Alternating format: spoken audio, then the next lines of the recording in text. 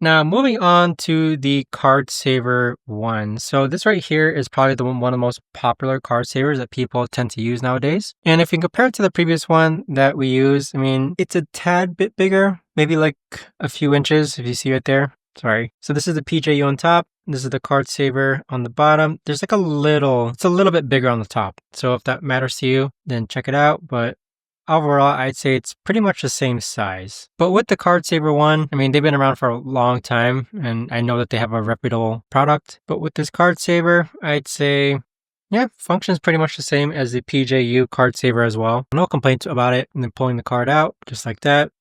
Let me know if there's a more proper way to actually pull out the card or the cards out of these card savers in the comments, guys. But again, placing the card inside, just like that, boom. Pretty easy, I'd say, and then taking it out. I'd say this feels pretty identical to the PJU card saver, practically no difference whatsoever.